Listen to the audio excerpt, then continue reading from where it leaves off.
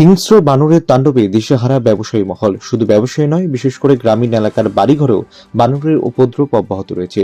সুযোগ বুঝে যে কোনো কাঁচা সবজি নিয়ে চম্পট দিয়ে চলে যায় বানর দল। যেমন সোনামুড়া মহকুমার 16 কিলোমিটার দক্ষিণে জনবহুল কাঠালিয়া বাণিজ্যিক এলাকা আগে একটা মানুষের নজরে আসে।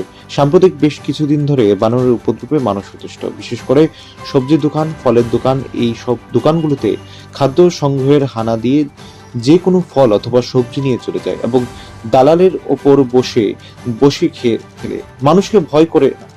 সংখ্যায় তেমন বেশি না হলেও 5 থেকে 6টি বানর যথেষ্ট ক্ষতি করছে সবজি ব্যবসায়ীদের। শনিবার সকালবেলায় যখন দোকানে সাজিয়ে সবজি ব্যবসায়ীরা দোকান কেনাকাটা শুরু করেছেন, ঠিক এমনই সময় দেখা যায় কয়েকটি বানর পটাপট দোকানের হানা দিয়ে বিভিন্ন সবজি নিয়ে চম্পট দিয়ে চলে যায় দালানের উপর।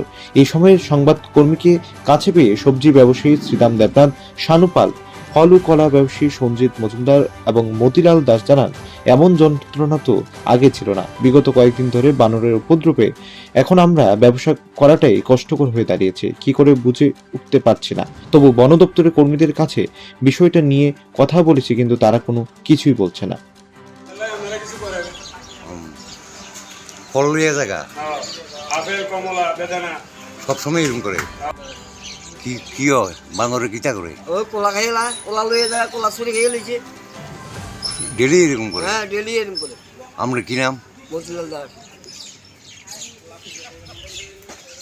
পড়া লইয়া জায়গা? হ্যাঁ, আর ভাঙা উত্তরে দিক দিয়ে কথা ভিতর দিয়ে ঢুকছে, আমি কাস্টমার ইন্ডিয়ার ভাঙা লয়ে গেছি।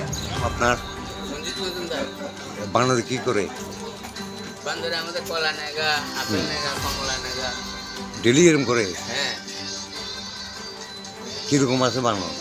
আছে কম না প্রচুর। বিল্ডিং এর উপর দিয়ে আইয়া ওই দিক দিয়ে শিবচক করে আইয়া কারো 6 নেগা, কারো ওইটা নেগা। হ্যাঁ, একটা দুইটা না তো বেশি নেই।